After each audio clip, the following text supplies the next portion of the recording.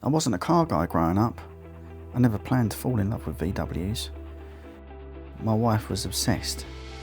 That's where it all started. Stick around, this is the real story behind why I love these cars. It all started with my wife, really. Met my wife in my teens. When I met her, she was obsessed with two things: Garfield, the cartoon character, and Beetles. She liked campers as well, but she was really obsessed with Beetles.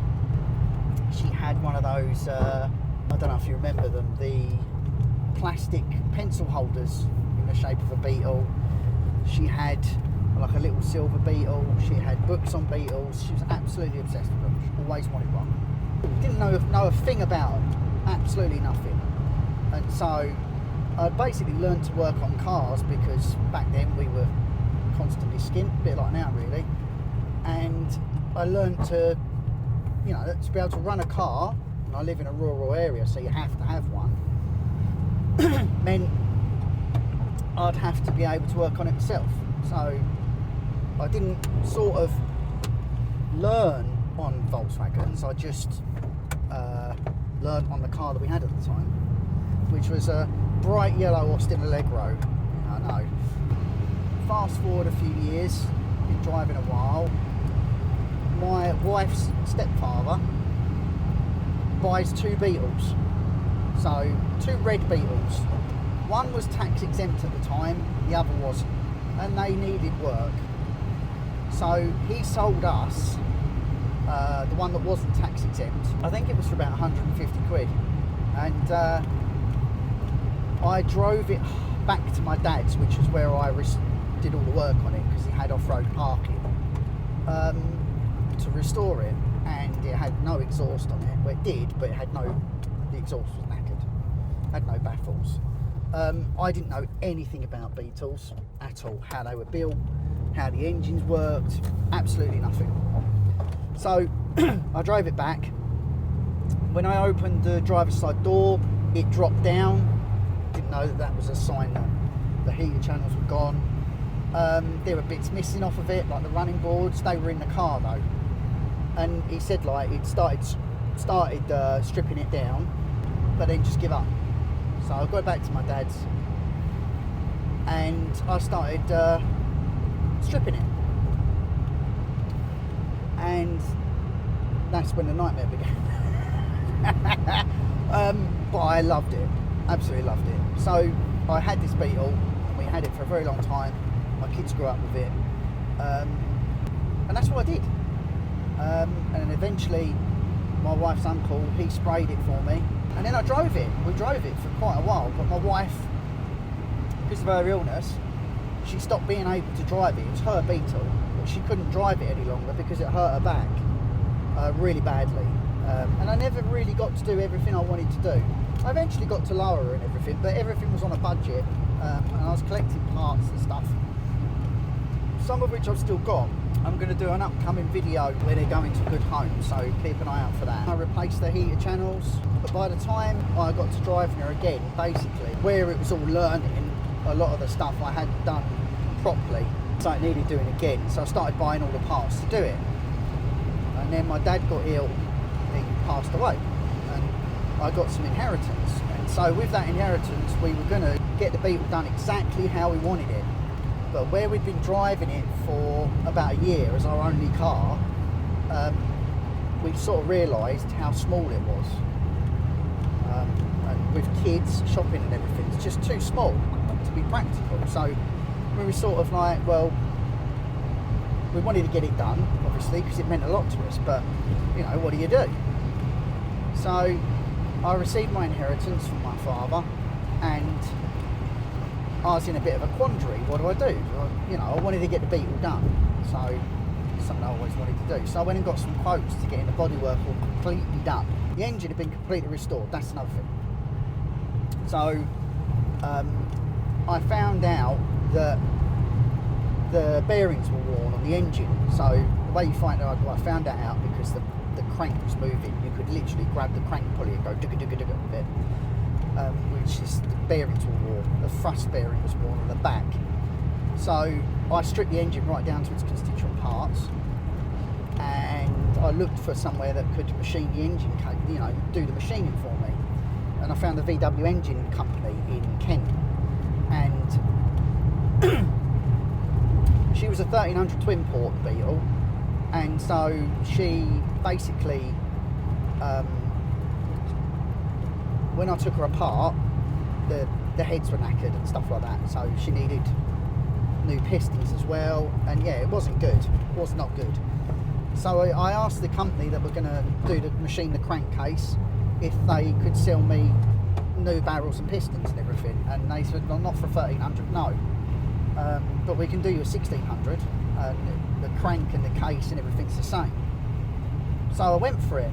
So I think all in all it cost about 1200 quid to get the case machined and all the bearings matched, the crank reground, and all of those things done.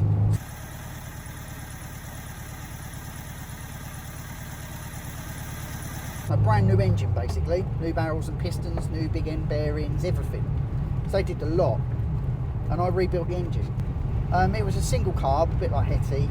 I did want to do dual carbs and stuff like that, but anyway.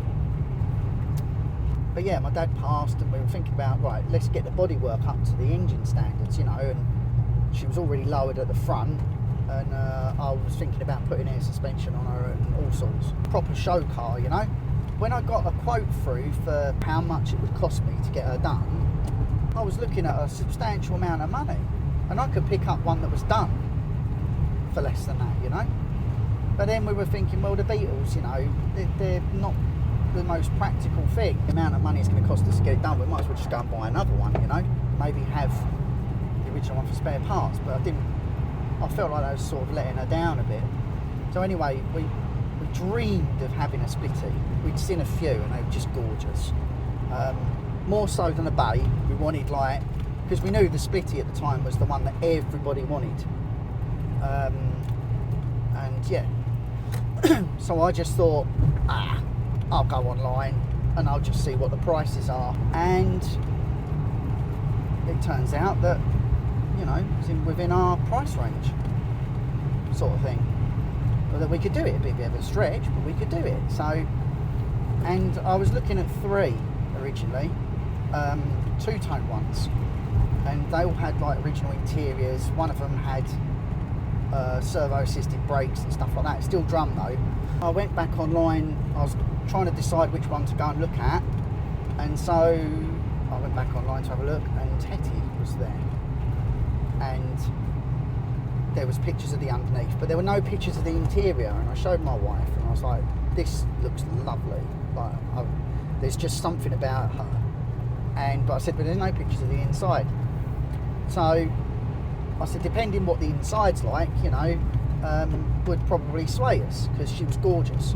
Drum brakes all around, she'd been lowered and stuff like that. So I rang a guy up to come and organise having a look. He said, well, someone's coming to look at her Sunday with a view to buying. And I said, well, how about you FaceTime me when you get home? Just give me a rough idea. And he was like, yeah, no worries.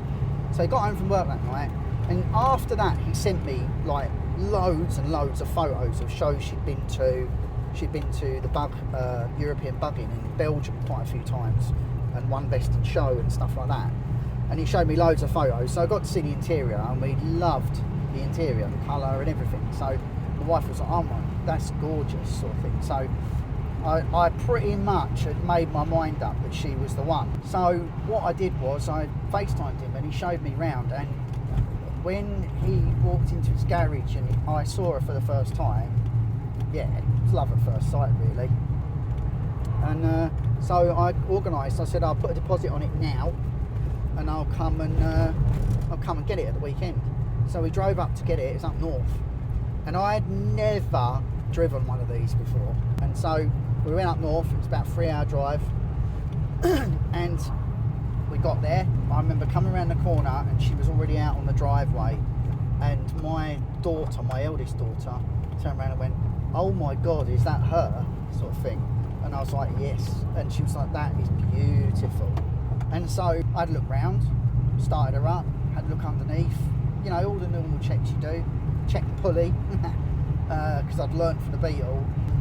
Because of the drive home, how that was, which was scary. It was very scary. My son rode shotgun. I'd never driven a lift hooker before either, so that was fun down the motorways. So I drove her home, proper white knuckle ride all the way, just because I wasn't used to it. You know, I was used to a modern car. Even though I've been driving a Beetle, totally different. So yeah, my first experience driving a Splitty was like a 12 change of underwear trip. It really was. And I got her home, so because of that I decided I'm going to put disc brakes on the front, and I'm going to get, I saw a steering upgrade for a Splitty on Wheeler Dealers. I used to watch Wheeler Dealers, and I saw a steering upgrade for her on there that was really, really good. So I looked it up online and I bought it. So I've got a rack and pinion steering set for a split screen, which gets rid of the steering box underneath. So it should be flush underneath, which is great. I just haven't had the guts to do it, because you've got to, you know, got to put a whole new steering column in, and you've got to drill some holes in the chassis, and I'm used to driving it now, so it's sitting there at the moment, you know, waiting for me to do it. But my wife's uncle, who's a panel beater and a sprayer and a mechanic, he's offered to help me do it, so I will do it. We went from a Beetle to a split screen. Like I said, if it weren't for my dad, we wouldn't have her at all. But the Beetle was a real labour of love. I eventually sold her to someone who was going to fully restore her anyway, but he knew the engine had been done, so he was, you know, the bodywork wasn't a problem. And as far as I know, she's still on the road. And now I've got Hetty, which I love to bits. I absolutely love. Freedom it gives me if I want to camp out or whatever. But yeah, so that's the story really, from Beetle to split screen. It's a big jump. I mean, this Hetty's a decade older than my Beetle.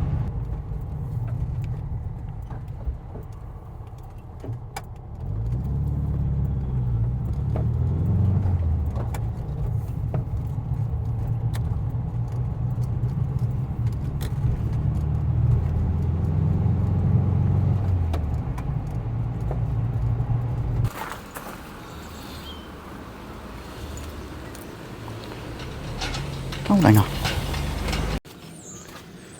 It's the church. There you go. Hope you liked the video and enjoyed it. If you do, hit like and subscribe, and I'll see you on the next one.